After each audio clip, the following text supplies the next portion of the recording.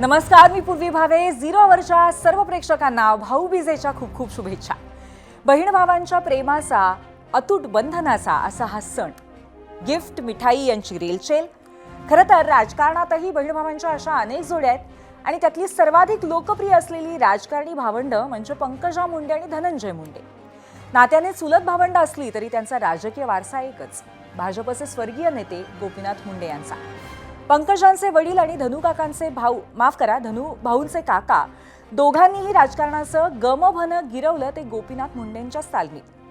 पण ऐन भाऊबीजेच्या दिवशी मुंडेंचा खरा राजकीय वारसदार कोण, अशा चर्चेला पुन्हा एकदा तोंड फुटलंय. यावरच आज आपण सविस्तर चर्चा करणार आहोत. आजच्या 0 अवरमध्ये आपण यावरती अगदी विश्लेषणही करणार आहोत. पण त्याआधी आपण आम्ही विचारलेला प्रश्न बघण्यासाठी जाऊया पोल सेंटरला. आजचा आमचा प्रश्न आहे, ज्येष्ठ भाजप नेते दिवंगत गोपीनाथ मुंडे यांचे खरे राजकीय वारसदार कोण आहेत असं वाटतं?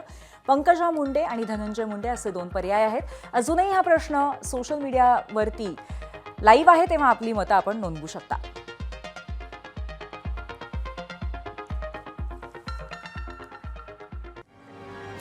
आता हा प्रश्न तुम्हाला विचारण्याचं कारण म्हणजे 5-6 दिवसांपूर्वी मंत्री छगन भुजबळांनी केलेलं एक विधान आणि त्यावरून सुरू झालेली चर्चा. झालं असं की बीडच्या ओबीसी एल्गार मेळाव्यामध्ये धनंजय मुंडे हेच गोपीनाथरावांचे खरे वारसदार आहेत असं भुजबळांनी जाहीरपणे म्हटलं. एरवी धनंजय मुंडेंवरती कायम टीका करणाऱ्या त्यांच्या पत्नी करुणा मुंडेंनीही यावेळी भुजबळांचीच री ओढली. करुणाताईंनी चक्क नवऱ्याने उपसलेल्या कष्टांचं कौतुकही केलं. खरा वारसा हा विचारातून जन्माला येतो असा सुविचारही त्यांनी सांगितला.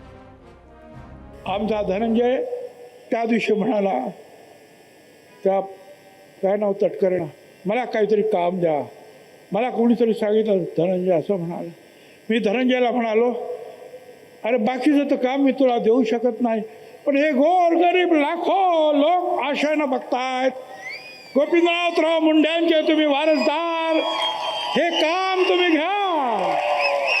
हे काम मोठं आहे रे. गोपीनाथराव मुंडेंसारखा सगळ्यांच्या हृदयात तुम्ही सुद्धा जाऊन बसू शकता. फक्त या गोरगरिबांचे अश्रू पुसण्यासाठी, त्यांचं रक्षण करण्यासाठी छातीची ढाल करून पुढे या. 100% सत्य सांगितलेलं आहे छगन भुजबळ साहेबांनी की गोपीनाथ मुंडे साहेबांचं जे खरं वारसा आहे, राजकारणमध्ये जे वारसा असते ते पोटाच्या नसून विचारांचं असते.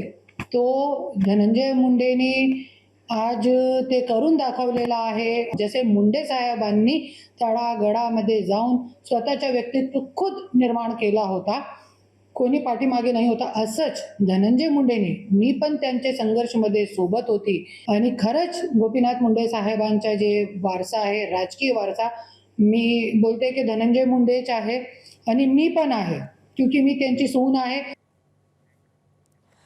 आता भुजबळ आणि करुणा मुंडेंच्या या दाव्यांमुळे पंकजा मुंडेंचे मामा आणि नेते प्रकाश महाजन यांचा मात्र चांगला संताप झालाय. त्यांनी दोघांचेही कान टोचताना आम्ही समीर भुजबळांना खरा वारसदार म्हणलं तर चालेल का असा उलट सवाल केलाय. तर करुणा मुंडे कोण असं विचारत त्यांनाही टोले लगावलेत. आता धनंजयचं आणि पंकजाचं बरं चाललेलं आहे. ते बऱ्याच जणांना काय देखवत नाही काय, अशी मला एक शंका आहे की अशा पद्धतीने भुजबळाने विधान करणं हे मला क्लेशदायक होतं. मग समाजाच्या मनात अशा पद्धतीनं एक दुहीचं बीज पेरण्याचं काम एवढ्या प्रगल्भ माणसाने करावं. उद्या जर आम्ही हे जाहीर केलं की भुजबळचे वारस समीर आहेत, तर ते त्यांना चालू शकेल का? भुजबळाने माझ्या भाचीचा हक्क मारावा, माझ्या मेहण्याचा वारसदार भुजबळाने ठरवावा. मी त्याच्यावर काही प्रतिक्रिया दिल्यावर काही लोकांना ते खूप वाईट वाटलं. तुम्ही ठरवा दुसऱ्याच्या घरचा वारस. अरे तुम्ही तुमचे वारस ठरवा ना, पोरग का पुतण्या. पंकजाला गोपीनाथरावचा वारसा ती गोपीनाथरावच्या पोटी जन्माला आली म्हणून मिळालं नाही, तिलाही खूप संघर्ष करावा लागला. आजही ती संघर्ष करते. गोपीनाथरावचा वारस ही केवळ पंकजाचे, समाजानं सुद्धा तेच ठरवले. ते राजकीय वारस सुद्धा तिचाच आहे, सामाजिक वारसा सुद्धा तिने गोपीनाथरावकडून घेतलाय. खरंच करुणा मुंडेला एवढं जर काळजी असेल ना, तिला हात जोडून, म्हणजे त्या महिला आहेत, मी काही बोलणार नाही. धनंजय मुंडे विषयीचं वक्तव्य थांबवलं तरी मुंडे परिवारावर उपकार होतील. दुसरं काही नाही. कोण आता काय ठरवायलेत, कुणी ठरवायलेत? बंदे भी हो गए खुदा. अरे काय आलाय जमाना. तर हे आहे प्रकाश महाजन यांचं मत. विधान परिषदेचे माजी विरोधी पक्षनेते अंबादास दानवेंनी गोपीनाथरावांना त्रास देणारे धनंजय मुंडे वारसदार कसे, असा सवाल उपस्थित केलाय. पाहूयात. गोपीनाथ मुंडेंनी आपल्या हयातीत पंकजा मुंडेंना आपलं वारस केलं होतं असं म्हणणं आहे. पंकजा ताईमध्ये सुद्धा काही ना काही कर्तृत्व निश्चित आहे. पंकजा ताई सुद्धा निवडणुका जिंकलेल्या आहेत. मंत्री म्हणून त्यांच्या पद्धतीनं काम करण्याचा प्रयत्न करतात. भले भारतीय जनता पार्टीचं नेतृत्व त्यांना काम करू देत नसेल, परंतु ज्या धनंजय मुंडेंनी गोपीनाथ मुंडेंना जिवंत असताना राजकीय दृष्ट्या त्रास दिला, ते कसे त्यांचे राजकीय वारसदार होऊ शकतात? आणि गोपीनाथ मुंडेंच्या राजकीय वारसदारावरनं सुरू असलेल्या वादंगात मराठा आंदोलक मनोज जरांगे पाटलांनी ही उडी घेतली आहे. त्याने भुजबळांवरती निशाणा साधत मुंडे घराण्यात धनंजय मुंडेंनीच दैरी तयार केल्याचा आरोप केलाय. बघूयात. इतका त्रास नव्हता द्यायला पाहिजे, इतका छळ नव्हता करायला पाहिजे, खाली मान घालून चालावं लागत असे वाक्य प्रयोग नव्हते करायला पाहिजे. मग तो मला तुमचं मानतोय का, तर येतो तर नाहीये. तो मिळेल तिथं संधीत ते पोरील चेंगरायचं बघतो, मिळेल त्या संधीत संघ राहतो, फक्त मिळेल त्या संधीत चेंगरायला बघतो. त्यांच्या समाजात लोकांना कळत नाही का नुसतं बोलायचंच कळतं फक्त की आपल्या जातीला उंचीवर नेणार आहे. माणसाच्या पोरीला, खऱ्या वारसाला टोचणी दिली जाते, संगत राहतेत, टोचून बोललं जातं, हिनवलं जातं. हे कळत नाही का त्यांच्याला? त्यांच्यात दरी निर्माण व्हायला लागली, तो करायला लागला. हे कळत नाही का? दरी तर त्यांनीच निर्माण केली ना. राज्यात देशात दबदबा निर्माण केला, त्या माणसाला कितीतरी वेळेस खाली मान घालून चालावं लागलं. खऱ्या वारसाला कळत नाही काही. तरी ते खऱ्या वारसा सगळं झेंडू तू का बोलावं आपल्यासारख्याने? खऱ्या वारशाने खड्यासारखे असले बाजू सरकेले पाहिजे. चला हट बाजूला. गोपीनाथ मुंडे यांचा राजकीय वारसा खूप मोठा आहे आणि त्यामुळेच त्यांचा राजकीय वारसदार आणि त्याचं बीडमध्ये असणारं महत्त्व हेही तितकंच मोठं आणि महत्त्वाचं आहे. त्याचंच विश्लेषण आता आपण पाहूयात. तुमचा खरा राजकीय वारसदार कोण, हा प्रश्न गोपीनाथ मुंडे, शरद पवार, बाळासाहेब ठाकरे यांच्यासारख्या दिग्गज नेत्यांना कायम विचारला जायचा आणि याचं साचेबद्ध उत्तरही मिळायचं. धनंजय मुंडे दूर जातील असं गोपीनाथरावांना, राज ठाकरे दूर जातील असं बाळासाहेबांना आणि अजित पवार इतके दुरावतील असं शरद पवारांनाही कधी वाटलं नसेल. पण वेळ आली तेव्हा या तिन्ही दिग्गज नेत्यांनी आपापल्या पुतण्यांना बाजूला सारलं. वेळ आली तेव्हा या तिन्ही दिग्गज नेत्यांनी पुत्रप्रेम किंवा कन्याप्रेमाला झुकतं माप दिलेलं महाराष्ट्रानं पाहिलं आहे. आपली वारसदार पंकजा मुंडेच आहे हे गोपीनाथरावांनी अनेकदा सांगितलं होतं. तो वारसा टिकवणं, वाढवणं, समाज, मतदार बांधून ठेवणं, राजकीयदृष्ट्या रिलिव्हंट राहणं, टिकून राहणं हे किती अवघड काम आहे याचा अनुभव गेली काही वर्ष पंकजा मुंडे घेत असतील. भगवानगडानं आपला कौल धनंजय मुंडेंच्या बाजूनं दिला असला तरी बीड, परळी असेल किंवा महाराष्ट्रातले असे काही आणखी जिल्हे असतील, गोपीनाथ मुंडेंना मानणारा, पंकजा मुंडेंमध्ये गोपीनाथरावांची झलक शोधणारा समाज आजही मोठ्या प्रमाणात तिथं आहे आणि तोवर पंकजा मुंडेंचा प्रभावसुद्धा बीड बाहेरसुद्धा असणार आहे. राजकीय अपरिहार्यतेतून या बहीण भावांना आता एकत्र यावं लागलं आहे. या युतीचा स्वतःसाठी, समाजासाठी, मतदारसंघासाठी कसा फायदा करून घ्यायचा यावर त्यांची पुढची वाटचाल अवलंबून असेल. पंकजा मुंडे आणि धनंजय मुंडे हे दोघेही गोपीनाथ मुंडेंचा वारसा पुढे घेऊन जायला समर्थ आहेत. मात्र हा प्रवास सोपा नसेल हेच भुजबळांच्या वक्तव्यावरून आपल्या लक्षात येईल. वारसा हा राजकीय कारकिर्दीवरनं ठरतो आणि विशेष म्हणजे दोन्ही मुंडे भावंडांची कारकीर्द मोठी आहे. त्यामुळे आता आपण मीडिया सेंटरला जाऊयात आणि आधी पंकजा मुंडे यांचा आतापर्यंतचा राजकीय प्रवास कसा आहे ते पाहूया आणि त्यानंतर धनंजय मुंडेंचा प्रवासही आपण पाहणार आहोत. सुरुवातीला पंकजा मुंडेंची राजकीय कारकीर्द आपण पाहतोय. स्वर्गीय गोपीनाथ मुंडे यांची ज्येष्ठ कन्या अशी त्यांची अर्थातच पहिली ओळख आहे. 2009 साली सर्वप्रथम परळी मतदारसंघातनं त्या आमदार झाल्या. 2012 साली भारतीय जनता युवा मोर्चाच्या प्रदेशाध्यक्षपदी त्या विराजमान झाल्या. त्यानंतर 2014 मध्ये फडणवीस सरकारमध्ये ग्रामविकास, महिला आणि बालकल्याण मंत्रीही त्या झाल्या. 2019 मध्ये विधानसभा निवडणुकीत मात्र धनंजय मुंडेंकडनं त्यांना पराभवाचा धक्का सहन करावा लागला. पराभवानंतर राज्याच्या राजकारणापासून त्या दूर गेल्या. पक्षामध्ये राष्ट्रीय सचिव पदाची जबाबदारी त्यांनी घेतली. 2024च्या लोकसभा निवडणुकीमध्ये बीड मतदारसंघातनं त्यांचा पराभव झालेला ही एक ताजी घडामोड आहे. जुलै 2024मध्ये विधान परिषदेमध्ये त्यांची निवड झालेली आहे आणि डिसेंबर 2024 पासून फडणवीस 2.0 या मंत्रिमंडळामध्ये पुन्हा एकदा मंत्री म्हणून त्या विराजमान झालेल्या आहेत. यानंतर आपण बघतोय धनंजय मुंडेंची कारकीर्द. तरुणपणापासूनच गोपीनाथ मुंडेंच्या राजकारणाशी परिचय, त्याच छायेखाली वाढलेले. सुरुवातीला भाजपमध्ये भारतीय जनता युवा मोर्चाचे प्रदेशाध्यक्ष. 2012 साली राष्ट्रवादी काँग्रेसमध्ये त्यांनी प्रवेश केला. 2013 साली भाजपकडनं मिळालेल्या विधान परिषद आमदारकीचा त्यांनी राजीनामाही दिला. 2014 साली परळी विधानसभा निवडणुकीमध्ये पंकजा मुंडेंकडनं त्यांचा पराभव झाला होता. 2019मध्ये परळी विधानसभेमध्ये त्यांचा विजय झाला, अर्थातच पुन्हा एकदा पंकजा मुंडेंच्याच विरोधात, आणि उद्धव ठाकरे सरकारमध्ये त्यांना मंत्रिपदही मिळालं. 2023मध्ये राष्ट्रवादीतल्या बंडामध्ये ते अजित पवारांसोबत आले. एकनाथ शिंदे यांच्या मंत्रिमंडळामध्ये त्यांना कृषी मंत्रीपद मिळालेलं होतं. 2024मध्ये परळीतनं दुसऱ्यांदा विधानसभेवरती ते निवडून गेले आणि 15 डिसेंबर 2024ला फडणवीस सरकारमध्ये त्यांना मंत्रिपद मिळालं. 15 डिसेंबर 2024ला हे मंत्रिपद त्यांनी त्याची शपथ ग्रहण केली.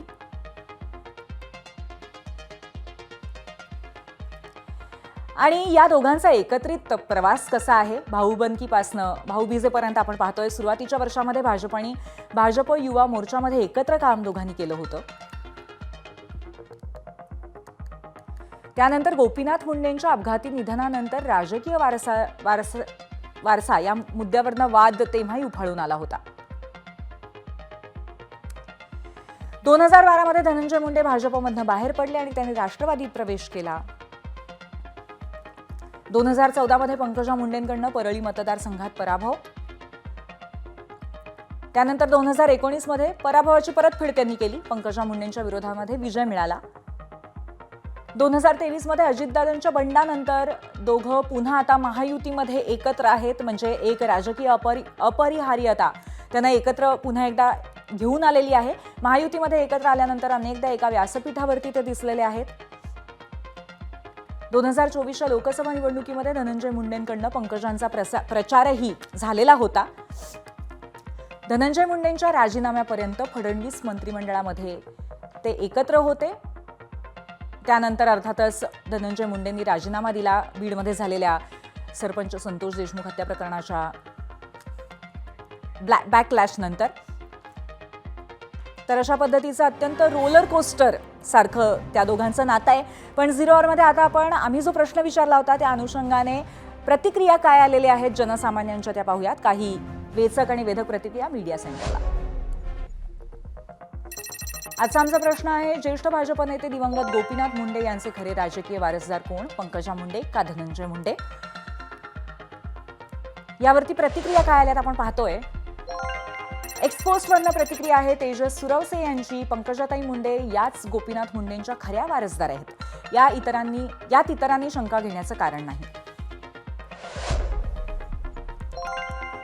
एक्सपोस्ट विनोद यांची आहे. गोपीनाथ मुंडे साहेबांचा वारसा हा एखाद्या व्यक्तीचा नाही, त्यांच्या विचारांनी आणि कार्यनिष्ठेनं प्रेरित होणारी प्रत्येक व्यक्ती त्यांचा खरा वारसदार आहे.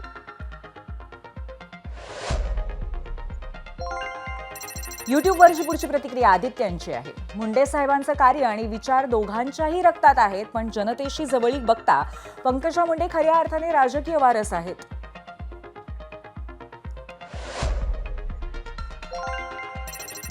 युट्यूबवरची पुढची प्रतिक्रिया ईश्वर शिंदे यांची आहे. घराणेशाही कशाला पाहिजे, कोण कोणाचं वारस नाही, स्वतःला सिद्ध करून दे दोघांना. साधारण वंजारी घरातून गरिबाचं पोर येऊ दे की नेतृत्व करायला, असं ईश्वर शिंदे म्हणतात. फेसबुकवरनं सोनल यांची प्रतिक्रिया. गोपीनाथ मुंडेंचे गुण आणि नेतृत्व, काम करण्याची पद्धत, सर्वांना सोबत घेऊन तसंच छोट्या कार्यकर्त्याला ताकद देण्याची होती, ते गुण धनंजय मुंडेंमध्ये दिसतात. पंकजा फक्त मोठ्या लोकांना जवळ करतात. सोनल यांची फेसबुकवरनं प्रतिक्रिया. फेसबुकवरची पुढची प्रतिक्रिया गणेश पालवे यांची आहे.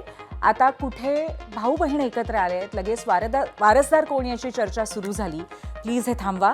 बहीण भावात मिठाचा खडा टाकू नका. गणेश पालवे यांनी आपली प्रतिक्रिया दिली आहे. इंस्टाग्रामवरनं आतिश शिंदे म्हणतायत, गोपीनाथ मुंडेंच्या खासगी संपत्तीचे वारसदार दोघांपैकी ज्याला ठरवायचं त्याला ठरवा. राजकीय वारस कोणीच असं ठरवू शकत नाही, ते जनतेच्या हातात असतं. आणि आता ही एक शेवटची रिॲक्शन इंस्टाग्रामवरनं डोंगरे यांची आपण बघतोय. पंकजा मुंडे राजकीय वारसदार आहेत. धनंजय मुंडे काकाचे झाले का काकाबरोबर असताना, असा त्यांनी प्रश्न केलाय. मग वारसदार कसे होतील असं त्यांचं म्हणणं आहे.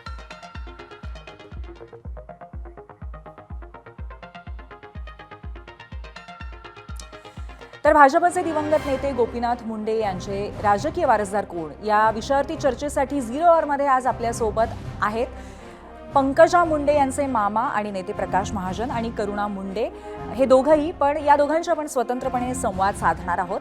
आधी आपण प्रकाश महाजन यांच्याशी संवाद साधूया. प्रकाशजी, स्वागत आहे आपलं गेस्ट सेंटरमध्ये. तुम्हाला दोघांनाही दिवाळीच्या खूप खूप हार्दिक शुभेच्छा. आज भाऊबीजेचा दिवस आहे खरं तर, आणि त्यातच हा विषय आपण घेऊन चर्चा करतोय. तर मला पहिला प्रश्न तुम्हाला असा विचारायचा आहे की स्वर्गीय गोपीनाथजी मुंडे यांचा वारस म्हणजे नक्की काय, हा वारसा, याबद्दल तुम्ही काय सांगाल? त्याचे निकष तुमच्या दृष्टीने काय आहेत? हे पहा, त्याचा निकष असा आहे की स्वर्गीय मुंडे यांनी आपल्या हयातीतच आपल्या वडिलोपार्जित जायजातीचा वारसा हे आपल्या तिन्ही मुलींना ठरवलेलं नाही. त्यांनी आपली वडिलोपार्जित जी काही जायदाद होती, इस्टेट होती, ती आपल्या सर्व पुतण्यांना वाटून टाकली. म्हणजे वडिलोपार्जित वारशात काही संबंध नाही. पण जो राजकीय वारसा होता, हा वारसा निश्चितपणे पंकजाकडे आहे आणि तो पंकजाकडेच राहील. गोपीनाथरावला मानणारा जो समाज आहे, जो ओबीसी वर्ग आहे, त्याच्यात 90% लोक हे पंकजालाच गोपीनाथरावचा राजकीय वारस मानतात. त्याचं छोटं उदाहरण तुम्हाला मी देतो. इतका गदारोळ आज दिवसभर सुरू आहे, पंकजाने याच्यावर कुठलीही प्रतिक्रिया दिली नाही. कारण तिला माहिती प्रतिक्रिया कुणाच्या विरुद्ध द्यायची. एक आपला भाऊ आणि दुसरे आपल्या वडिलांचे अत्यंत जवळचे मित्र छगन भुजबळ साहेब. म्हणजे हा वारसा तिला कुणाकडून मिळाला? तिच्या वडिलाकडून. गोपीनाथराव असेच होते. म्हणून मला असं वाटतं की राजकीय वारसा हा पंकजाकडेच आहे.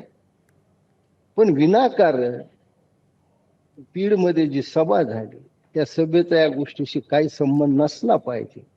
ती सभा ऐकल्यावर बाकीच्या जनतेचं हे मत झालं की ओबीसीच्या हक्क रक्षणाची सभा नसून गोपीनाथरावचा वारस कोण असावा याच्यासाठी सभा घेतलेली आहे. मला त्याच्याही पुढे जाऊन म्हणायचं की बीड जिल्ह्यात बाप चोरणारी टोळी आली काय ती सभा ऐकून मला असं वाटतं. खरं म्हणजे छगन भुजबळ साहेबांनी हे सांगावं, ज्याला ते वारसा म्हणत होते ते त्यांना जेलमध्ये भेटायला आले होते तर पंकजा आली होती. पंकजा भुजबळ साहेबाला जेलमध्ये भेटायला गेली होती. बर. जेलमध्ये. मला आठवतंय एका कार्यक्रमात, सिन्नर जवळ शिंगोटे नावाचं गाव आहे, स्वर्गीय मुंडे साहेबांच्या पूर्णाकृती पुतळ्याचं तिथं अनावरण होतं. माननीय गडकरी होते, माननीय विखे पाटील होते, माननीय बाळासाहेब थोरात होते, खुद्द छगन भुजबळ साहेब तिथं होते. त्यांनी एक वाक्य उच्चारलं, जर गोपीनाथराव मुंडे हयात असले असते तर मला जेलमध्ये इतके दिवस काढावं लागले नसते. पंकजाची तोंड भरून स्तुती केली. मग त्याच वेळेस सांगायचं की पंकजा ही काही गोपीनाथ मुंडेंची राजकीय वारस होऊ शकत नाही. मग बीडमध्येच येऊन का सांगावं वाटलं? आणि अशा पद्धतीनं मला कुणाशी प्रश्न उत्तर किंवा काय, माझं म्हणणं असं आहे की दुसऱ्याच्या सातबारावर आपण कुणाची नावं लिहितो ते भुजबळ सारख्या एका जाणत्या नेत्याला कळत नाही. म्हणजे तो मेळावा कशासाठी गाजला? पंकजा तिथं आली नाही म्हणून तुम्ही सगळ्यांनी तिच्यावर तोंड सुख घेतलं, लगेच तिला गोपीनाथरावच्या वारसा हक्कातून बेदखल करण्यापर्यंत तुमची मदत गेली. बरोबर आहे. पण याच मुद्द्यावरनं पंकजाताई तेव्हा तिथे का नव्हत्या, आणि त्याचबरोबर तेच नक्की कारण होतं का कुठेतरी अशा पद्धतीने? तुम्हाला कारण काय वाटतं याच्या मागे? भुजबळांनी अशा पद्धतीने का बोलावं? साधं कारण असं आहे की तिथं स्टेजवर असलेल्या मंडळीचे जर तुम्ही पूर्व इतिहास पाहिले तर यांचा कधी ना कधी माननीय शरद पवार साहेबाशी संबंध आलेला आहे. आणि या सगळ्यांनी मिळून छगन भुजबळ साहेब त्यावेळेस तुम्ही का गप्प बसलात? ज्यावेळेस शरद पवारने मुंडे साहेबाचं घर फोडलं, गोपीनाथरावला जिवंतपणे मरण यातना दिलेत भुजबळ साहेब, त्यावेळेस तुम्ही नाहीच बोलले काही, त्यावेळेस तर तुम्ही गप्प बसलात. तेव्हा कुठं गेलता राधा सुता तुझा धर्म? आणि आता मध्ये बीड मध्ये जर पंकजा सभेला आली नाही, काय माहिती पक्षानं सांगितलं असेल जाऊ नका म्हणून, तुम्हाला काय कारण माहिती त्याचं? पंकजा आली नाही तर लगे काय किसका जमीर बिमीर काय ते शेअर म्हणले ना ते. अरे ह्यांना समीर शिवाय काही माहित नाही, ह्यांना जमीर कुठून माहित झाला? हे सगळे कधी ना कधी शरद पवारशी मिळालेले लोक आहेत. मी तर तुम्हाला सुरुवातीलाच म्हणले की बाप चोरणारी टोळी पुन्हा बीड जिल्ह्यात आली. बरं, पण प्रकाशजी, म्हणजे याचा अर्थ कुठे तुम्हाला असं म्हणायचं आहे की एक जुनं राजकीय वैमनस्य पुनर्वैमनस्याशी याचा संबंध आहे का आगामी निवडणुकांशी सुद्धा याचा कुठेतरी संदर्भ आहे? नक्की तुम्हाला काय म्हणायचं आहे याबद्दल? हो, निश्चित संबंध आहे. हे कुणीतरी सुनियोजित पंकजाच्या विरुद्ध कट करत. म्हणजे पंकजाने आगती घेऊन काहीतरी बोला नक्की पंकजाची चूक सापडावी. पण पंकजा सुद्धा मुंडे साहेबाची लेख आहे, तिला हे सगळं शिक्षण लहानपणापासूनच मिळाले, ती काहीच बोलली नाही, ती बोलणार आहे नाही. अहो, एका स्त्रीला किती त्रास द्यावा? तिला गडावून काढलं, समाजाने गडाच्या पायथ्याशी तिला हातात झेललं, पायथ्यापासून काढलं. सावरगाव घाट मध्ये दरवर्षी ती किती मोठा मेळावा घेते. पंकजा मुंडेचा मी माझी भाची म्हणून तिचं कौतुक करत नाही. पंकजा मुंडेनं स्वतःच्या हिमतीवर स्वतःच्या वडिलाचं स्मारक केलं, गोपीनाथ गड निर्माण केला. कधीही तिनं शासनाची अपेक्षा केली नाही. अजून काय कर्तृत्व सिद्ध करायला पाहिजे तिनं. बरोबर आहे प्रकाशजी, तुमचा मुद्दा नक्कीच कळतोय, पण त्याचबरोबर मला असं विचारायचं आहे, बरोबर आहे, पण आता गेल्या 6-7 दिवसांमध्ये किंवा आता पुन्हा एकदा हा वाद त्याला तोंड फुटल्यानंतर तुमचं स्वतः व्यक्तिगत पातळीवरती पंकजांशी काही बोलणं झालेलं आहे का? तुम्ही त्यांच्याशी संवाद साधलात का? त्यांचं मत याबद्दल काही कळलंय का? अजिबात नाही. तिला तिचं राजकीय मत आहे, मला माझे राजकीय मत आहे. आम्ही नात्याचा सन्मान करतो. आमचा विचार आमच्यापाशी, मला जे वाटलं म्हणून मी बोलून दाखवलं की ज्या पद्धतीने ही चर्चा चालू आणि कुणी उठावून काही चर्चा करावी, त्यांचा काही संबंध नाही. आता मी म्हणलं ना, बहीण भाऊ एकत्र आले, त्या नात्यात काय मिठाचा खडा टाकायचा? बरोबर आहे. आणि भाऊ भाऊ एक प्रकाशजी, अजून एक महत्त्वाची गोष्ट अशी आहे की काही दिवसांपूर्वी झालेल्या एका सभेमध्ये सुद्धा धनंजय मुंडे स्वतःहून म्हणाले होते की त्यांच्या गेल्या काही महिन्यातल्या कठीण काळामध्ये पंकजा मुंडे त्यांच्या सोबत आहेत, हे त्यांनी अगदी जाहीरपणे म्हटलेलं होतं. परंतु असं असताना सुद्धा हा विषय खरोखर मिठाचा खडा टाकण्यासारखा आहे आणि त्याच्यामध्ये करुणा मुंडेंनी सुद्धा त्याच्यावरती री ओढलेली आहे की धनंजय मुंडेच योग्य वारसदार. तर धनंजय मुंडे यांना वारसदार म्हणणं चूक का आहे, असं का वाटतं आपल्याला? मला कोण काय म्हटलं याच्यावर प्रतिक्रिया द्यायची नाही. कुणाला किती महत्व द्यावं, कुणाला किती महत्व देऊ नये हे मला कळतं. कुणी काही कुणाला वारस म्हणल्याने वारस होत नसतो. बोलायला गेलं तर मला जुन्या खपल्या काढायला लावू नका. ज्यांना तुम्ही वारस ठरवायला चाललात त्यांनी गोपीनाथरावला जिवंतपणे काय यातना दिल्यात हे मी बोलत नाही. आज भाऊबीज आहे, 2 बहीण भाऊ एकत्र आले असतील, खूप चांगली गोष्ट आहे. सगळं मागचं जुनं विसरून जर दोघं एकत्र असतील तर माझा आशीर्वादच आहे. पण कुणी काय म्हटलं की गोपीनाथरावचा वारस जर कुणालाही टाकणार असतील तर त्याला माझा विरोध आहे. माझाच नाही, गोपीनाथराववर लक्षावधी प्रेम करणारे त्यांच्या समाजातले लोक, इतर धर्मातले लोक सुद्धा पंकजाला गोपीनाथरावचा राजकीय वारसा मानतात. कुणी काय म्हटल्यानं कुणी राजकीय वारस होत नाही. सगळ्या जगाला माहिती, बीड जिल्ह्याला माहिती, परळी मतदारसंघाला माहिती. माझं म्हणणं जे चाललंय, दोघं एकत्र आलेत, आनंदाने एकत्र या. इथून पुढं मी म्हणलं की माझ्या डोळ्यासमोर ते एकत्रच राहावे, पुढेही राहावे. पण गेल्या 50 वर्षात राजकारणाच्या महाराष्ट्राच्या इतिहासात गोपीनाथराव मुंडे सारखा ओबीसीचा नेता झाला नाही, पुढे 500 वर्षात सुद्धा होणार नाही. आणि जोपर्यंत पंकजा आहे तोपर्यंत गोपीनाथरावच्या वारसाचा प्रश्न कोणी निर्माण करू नये. तो वारसा फक्त पंकजाकडे, दुसरा कुणाकडे नाही. बरोबर आहे प्रकाशजी. फक्त एक शेवटचा प्रश्न, हा वारसा बळकट करण्यासाठी आगामी ज्या स्थानिक स्वराज्य संस्थांच्या निवडणूक आहेत त्याच्यामध्ये यश मिळवणं सुद्धा पंकजा मुंडेंसाठी अनिवार्य आहे आणि शिवाय ते एक आव्हानही असणार आहे, असं आपल्याला वाटतं का? मी काय म्हणलं, आव्हान स्वीकारणं तर गोपीनाथराव ज्या क्षणाला त्यांचं दुर्दैवी निधन झाले त्याच्यानंतर पंकजा सगळी आव्हानच आली. मला सांगा, पंकजा मुंडे लोकसभेला थोड्या मतांनी पडल्या. गोपीनाथरावावर प्रेम करणारे लोक, गोपीनाथरावचा वारसा म्हणून पंकजाकडे पाहणाऱ्या 5 लोकांनी आत्महत्या केली. महाराष्ट्राच्या इतिहासात आजपर्यंत कधी घडलं नाही आणि पुढे घडणार आहे नाही. अजून तुम्हाला गोपीनाथरावचा वारसा पंकजा याचं कुठलं सर्टिफिकेट द्यावं आम्ही? पंकजा जनतेत काम करते. पंकजाने कधीही राजकारणाचं गुन्हेगारीकरण केलं नाही, कधी गुंड पोचले नाही, असं तिच्यावर कुणी आरोप करू शकत नाही. पक्षाने दिली ती जबाबदारी तिने प्रामाणिकपणे पार पाडली. मध्य प्रदेशमध्ये काम करा तिथं केलं, महाराष्ट्रात करा इथं केलं. आता सुद्धा स्थानिक स्वराज्य संस्थेच्या निवडणुकीत पक्ष जी जबाबदारी सोपेल, पक्ष जे धोरण आखेल त्याप्रमाणे ती काम करेल आणि पक्षाला जास्तीत जास्त चांगले यश मिळवून देईल. नक्कीच नक्कीच प्रकाशजी, एकंदरीतच राजकीय, सामाजिक आणि त्याचबरोबर एक भावनिक सुद्धा प्रचंड मोठा बंध आहे पंकजा मुंडे यांच्याशी, गोपीनाथजी मुंडे यांच्या वारसदार म्हणून, असं आपल्या बोलण्यातनं नक्कीच आमच्यापर्यंत पोहोचतंय. धन्यवाद, आज आपण आमच्याशी संवाद साधला त्या विषयावर, त्याबद्दल धन्यवाद. धन्यवाद. धन्यवाद. आणि आता आपण करुणा मुंडे यांच्याशी संवाद साधणार आहोत. करुणाताई, तुम्ही मगासपासून इथे आहात आणि संपूर्ण संवाद माझ्यातला आणि प्रकाश महाजन यांच्यातला तुम्ही ऐकलेला आहे. तर शेवटचा मुद्दा जो त्यांनी मांडला होता त्याच्यावरतीच मी सुरुवात करते की सातत्याने अनेक गंभीर आरोप तुम्ही धनंजय मुंडेंवरती स्वतःहून खरं तर केलेले आहेत गेल्या काही दिवसांमध्ये, परंतु तरीसुद्धा गोपीनाथ मुंडेंचे वारसदार हे धनंजय मुंडेच आहेत. हे तुम्ही कुठल्या आधारावरती म्हणतात? त्याच्यासाठी वारसदार असण्याचे निकष काय आहेत तुमच्या दृष्टीने?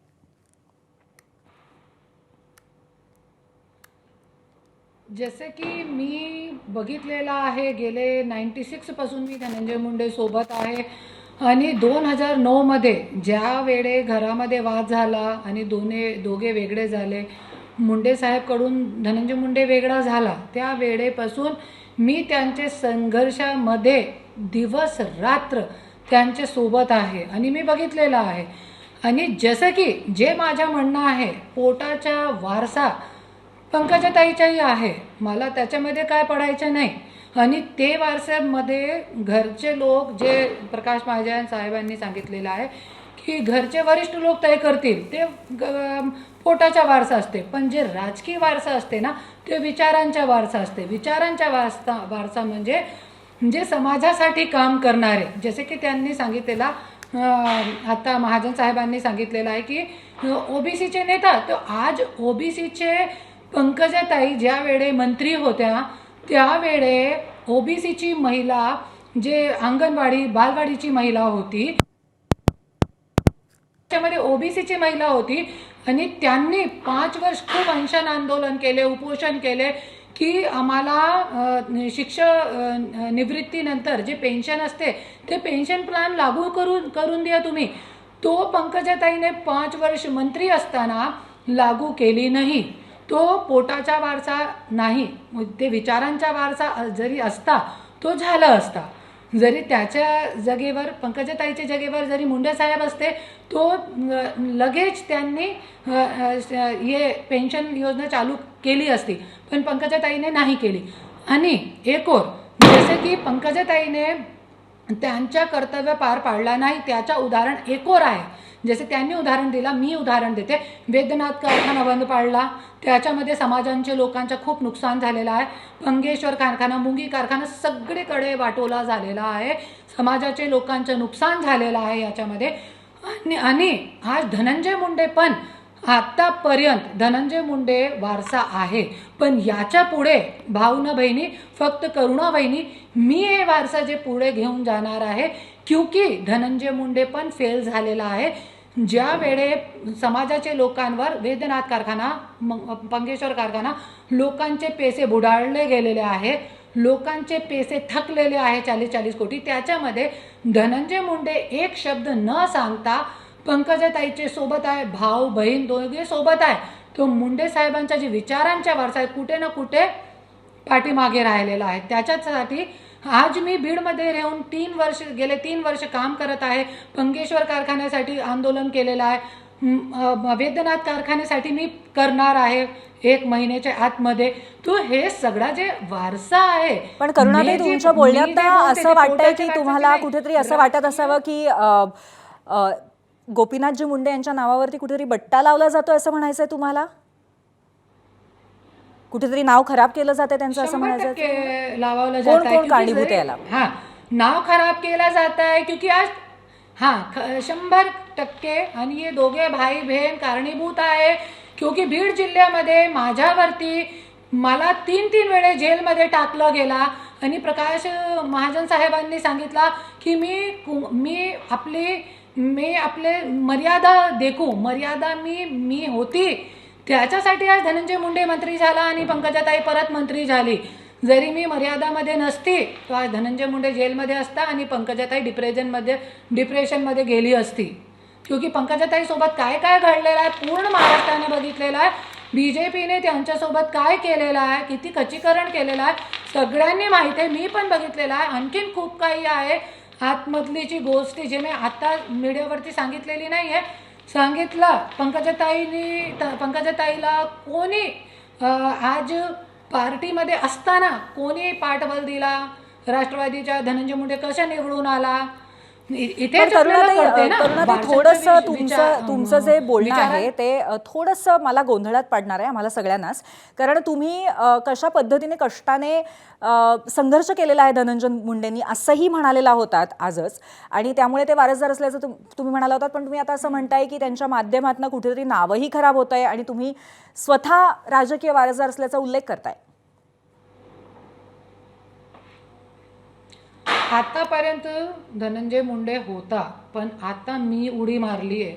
मी गेले 3 वर्ष माझे सासरे माननीय मुंडे साहेब जिवंत होते, तो आज कोणाची हिंमत नसती की मला 3 वेळा जेलमध्ये टाकण्याची, माझी बहिणीला जेलमध्ये टाकण्याची.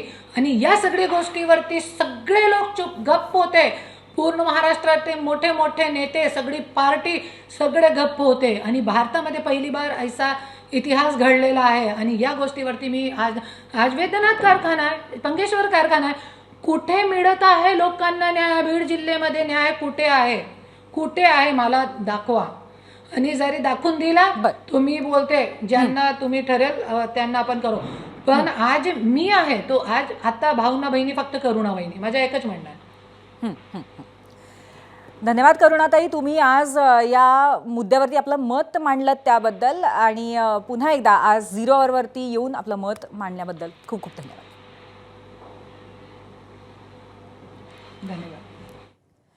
तर या चर्चेनंतर आता वेळ झाली आम्ही विचारलेल्या प्रश्नावरती प्रेक्षकांनी दिलेला कौल पाहण्याची, आणि त्यासाठी आपण 0 आवरच्या पोल सेंटरला जाऊयात. बघूयात महाराष्ट्राला काय वाटतंय की दिवंगत गोपीनाथ मुंडे यांचे राजकीय वारसदार कोण आहेत, कल कोणाकडे आहे आपण पाहतोय.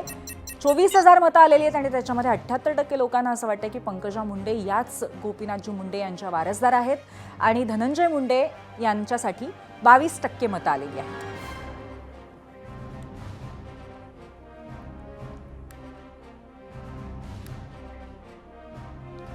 आणि सध्याच्या राज्याच्या राजकारणामध्ये आणखीन एक भाऊबीज गाजतीये. यांचा प्रवासही पंकजा आणि धनंजय यांच्यासारखाच भाऊबंदकीकडनं बंधुप्रेमाकडे निघालेला आहे. बरोबर ओळखलत, मी बोलतेय ठाकरे बंधूंबद्दल.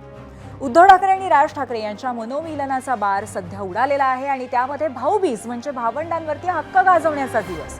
राज ठाकरे यांच्या भगिनी जयजयवंती देशपांडे यांच्याकडे यंदाची भाऊबीज साजरी झाली.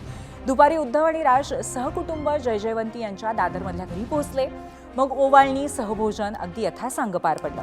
आगामी महापालिका निवडणुकीमध्ये ठाकरे ब्रँडची चर्चा झडत असताना ही वाढलेली जवळीक बरंच काही सांगून जाते.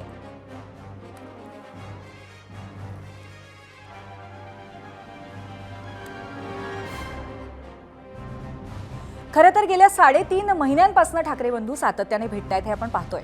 मात्र गेल्या 6 दिवसातच राज आणि उद्धव ठाकरे आज तिसऱ्यांदा भेटलेत. शनिवारी शिवाजी पार्कातल्या मनसेच्या दीपोत्सवाचं उद्घाटन उद्धव ठाकरेंनी केलं. काल राज ठाकरेंच्या मातोश्री म्हणजेच उद्धव ठाकरे यांच्या कुंदा मावशींचा वाढदिवस होता. त्यानिमित्ताने उद्धव ठाकरे शिवतीर्थावरती गेले होते, आणि आज पुन्हा एकदा भाऊबीजेच्या निमित्ताने ठाकरे कुटुंब एकत्र दिसलं. गेल्या 4 महिन्यातली ही ठाकरे बंधूंची आजची 10वी भेट आहे. त्यामुळेच आता ठाकरे बंधूंच्या युतीची औपचारिक घोषणा कधी होणार याची उत्सुकता संपूर्ण महाराष्ट्राला आहे.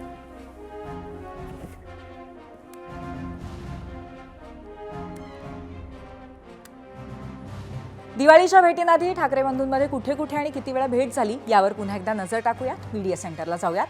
ठाकरे बंधूंच्या भेटींचा सिलसिला आपण बघतोय. 5 जुलैपासून सुरू झालेला मराठी भाषा विजय मेळाव्यामध्ये दोघं पहिल्यांदा अनेक वर्षांनी एकत्र आले. 27 जुलै 2025 उद्धव ठाकरेंच्या वाढदिवशी राज ठाकरे मातोश्री बंगल्यावरती गेले, आणि ही भेट पुढे हा सिलसिला पुढे राहणार सुरू असा एक संकेत संपूर्ण महाराष्ट्राला मिळाला. मग पुन्हा एका महिन्यात 27 ऑगस्टला राज ठाकरेंच्या घरी गणेश दर्शनासाठी उद्धव ठाकरे सहकुटुंब पोहोचले.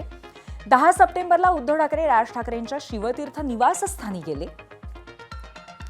5 ऑक्टोबर 2025 संजय राऊतांच्या नातवाच्या नामकरण सोहळ्याला बारशाला ठाकरे बंधू सहपरिवार एकत्र पुन्हा एकदा भेटले. आपण कल्याणमधनं एक घडामोड बघणार आहोत. किरकोळ वादातनं काल रात्री 2 गटांमध्ये तुफान राडा झाला आणि हे इतकं भयंकर होतं की पोलिसांच्या कार्यक्षमतेवरती प्रश्न निर्माण झाला. घडलं असं की कल्याण पश्चिमेकडच्या मोहने इथं लहुजी नगरमधल्या मध्ये 2 जण फटाके विकत घेण्यासाठी आले होते आणि तिथे काही जणांशी त्यांचा वाद झाला. तो मिटला सुद्धा. मात्र रात्री मोहनेमधील गुंड लहुजी नगरला गेले. तिथे 2 गटामध्ये तुंबळ दगडफेक आणि हाणामारी झाली आणि यामध्ये 9 ते 10 जण जखमी झाल्याचं समजतंय. आणि यामध्ये धक्कादायक बाब अशी आहे की घटनेची माहिती मिळताच खडकपाडा पोलिसांची तुकडी घटनास्थळी दाखल झाली होती. मात्र त्यांनाही जमाव आवरला नाही. पोलिसांसमोरच दगडफेक, महिलांना मारहाणही सुरू होती.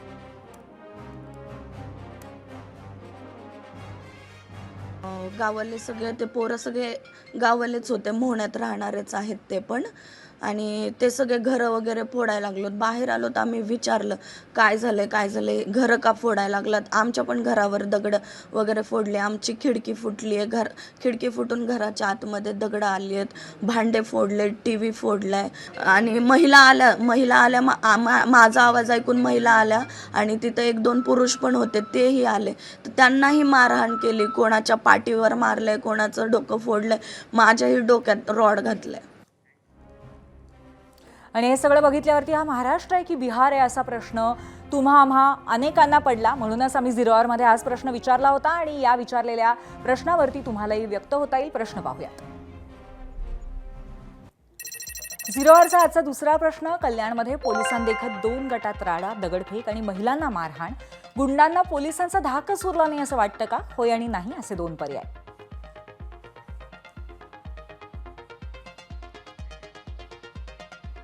आणि ही घटना डोळ्यासमोर बघणाऱ्या रहिवाशांनी नेमकं काय घडलं ते सांगितलंय. ऐकूया त्यांच्या शब्दात. नेमकं काय घटना घडली रात्री आणि कशावरून वाद झाला होता? आता वादाचं काय एवढं आम्हाला नक्की एवढं माहिती नाही, पण एवढं की ते लोक आले डायरेक्ट आमच्या घरावर दगड बिगड, लेकरं बाळ काम करून येऊन झोपले होते. तर या दगड फेक आले म्हणून बायका आमच्या बाहेर आल्यानंतर बायकांना पण मारले. दगड फेक, लाट्या बिट्या घेऊन सगळे घुसले आमच्या ह्याच्यात. सगळ्या बाया बे आम्ही बाहेर उठून आलो. म्हणलं काय झालं नेमकं, म्हणून आम्ही बाहेर आलो तर दगड फेक चालू होती पत्र्यावर ह्याच्यावर. तर मग सगळेजण बाया आल्या तर सगळ्या बायांना मारले. गरीबाचं घर पुरं तोड्या, तिला नवरा नाही, मूल नाही, बाळ नाही, कोण देणार आहे? मग या पोलिसांनी दखल घ्यावा, त्या बाईचं घर नीट करून द्यावं ना. आमचं बी काय असं न्याय, आम्हाला बी न्याय द्यावा. ती अडवत होती, त्यांना मारू नका म्हणून लगेच दुसरा एक जाडा माणूस आला आणि तिच्या डोक्यात काठी मारली. एवढंच आम्ही बघितलं. तिथं रॉड होतं का काय होतं त्याच्या हातात, त्यांनी फटकून तिला मारलं. मग तिने त्याला एक चापट मारली आणि ती लोकांनी लगेच आतमध्ये आले आणि दगड फेकायचे चालू केले. आता काय परिस्थिती, तुम्हाला काय भीतीचं वातावरण आहे? हा, मग असं वाटतं ती लोक आमच्यावर अजून हमला केल्यावर असंच त्याला कोण जबाबदार करणार आहे? हा प्रश्न किती गंभीर आहे हे लोकांच्या सांगण्यातनं कळतंय. सकाळी मोहनेमधल्या हाणामारीबद्दल दोन्ही जमावांनी एकमेकांच्या विरोधात पोलिसात तक्रारही केलेली आहे आणि गुन्हेही दाखल झालेत. जमावबंदी मोडणे, दंगलीसारखी कलमं लावण्यात आलेली आहेत. पोलिसांनी काही संशयितांना ताब्यातही घेतलंय. पाहूयात. खडकपाडा पोलीस स्टेशनला परस्पर विरोधी दोघांकडनंही गुन्हे दाखल करण्यात आलेले आहे. काही लोकांना आम्ही ताब्यात घेतलेलं आहे. परिस्थिती शांततात आहे. शांतता कमिटीची मीटिंग वगैरे घेण्यात आलेली आहे. आता परिस्थिती शांतता आहे. आणि या मुद्द्यावरती सोशल मीडियावरती लोकांनी काय काय प्रतिक्रिया दिल्या आहेत त्यातल्या काही निवडक प्रतिक्रिया आपण मीडिया सेंटरला पाहूयात. एक्सवरून हनुमान पाटील यांनी प्रतिक्रिया दिली आहे. याला जबाबदार सर्व पक्षांचे नेते मंडळी आहेत. पोलिसांना दोष देऊन उपयोग नाही असं त्यांचं मत आहे. पुढची प्रतिक्रिया आपण बघूयात. इंस्टाग्रामवरनं वैभव लाकडे यांची, पोलिसांनी धाक दाखवला तर हेच लोक पोलिसांना राक्षस म्हणतात. पोलिसांनी करायचं तरी काय? फेसबुकवरनं उमाकांत यांची प्रतिक्रिया आहे. पोलिसांचा धाक आहे तर सामान्य जनता पोलिसांना खूप घाबरते. पोलीस स्टेशनमध्ये चुकूनही जात नाही. पोलिसांनी ही कमाई करून ठेवली आहे सगळ्या आयुष्यभराची. कल्याणमधल्या राड्यावरती विचारलेल्या प्रश्नाला प्रेक्षकांचा कौल काय आपण पाहूयात. पोल सेंटरला आपण पाहतोय आजच्या दुसऱ्या प्रश्नाचा कौल. 9,000 मतं एकंदरीत आलेली आहेत आणि पोलिसांचा धाक उरलेला आहे का नाही गुंडांना, तर पोलिसांचा धाक उरलेला नाही असं वाटतंय 90% लोकांना आणि 10% लोक म्हणतायत की धाक उरलेला नाही असं नाहीये. यानंतर याबद्दलच आमची संपादकीय भूमिका जाणून घेऊयात, सांगतायत सरिता कौशिक. सरिता. थँक्यू पूर्वी. कल्याणच्या मोहनेमधील हा प्रकार अतिशय गंभीरच म्हणायला हवा. म्हणायला हा गाववाले आणि बाहेरचे असा वाद असला तरी आपल्या समाजातील म्हणजे सोसायटीमधील संयम, सहनशीलता, टॉलरन्स किती कमी होत चालला आहे याचं हे एक छोटंसं उदाहरण म्हणता येईल. छोट्या छोट्या गोष्टींवरून राग, संताप, शिवीगाळ, मारहाण असे प्रकार वाढू लागले आहेत. छोट्या निर्हेतुक अजाणतेपणी झालेल्या चुकांकडे दुर्लक्ष करणं, एकमेकांना समजून घेणं आपण विसरत चाललो आहोत. अशा भांडणात कोणाचंच कोणावर नियंत्रण राहत नाही. एखादा घाव वर्मी लागला तरी अनेकांचं जीवन बदलून जाऊ शकतं याचं तारतम्यही हरवत चाललंय. त्यातही हा सगळा प्रकार पोलिसांसमोर होणं ही जास्त चिंता वाढवणारी बाब. कधी पोलीस बघ्याच्या भूमिकेत असतात, कधी कारवाईत दिरंगाई करतात, कधी गुन्हेगारांसोबत लागेबांधे असल्याचे आरोपही होत जातात. त्याची उदाहरणं महाराष्ट्रात सध्या भरपूर बघायला मिळत आहेत. त्यामुळे पोलीस यंत्रणेबद्दल सर्वसामान्यांच्या मनात सध्या शंका आणि रोषच जास्त दिसून येतो. त्यामुळे आज जे पोलिसांच्या समोर घडतंय ते त्यांच्याबरोबरही उद्या घडू नये असं वाटत असेल तर बरोबर कोण चूक या पलीकडे जाऊन अशा हिंसक वागण्याचा विचार करायला हवा. पोलिसांनीही आपण कुठे कमी पडतोय याचा विचार करायला हवा. आपल्याबद्दलचा विश्वास आणि आपला वचक का कमी झालाय याचं चिंतन पोलिसांनी करणं गरजेचं आहे. तसं झालं नाही तर मोहनेसारखे प्रकार वाढत जाण्याचा धोका जास्त मोठा आहे. एबीपी माझा, उघडा डोळे बघा नीट.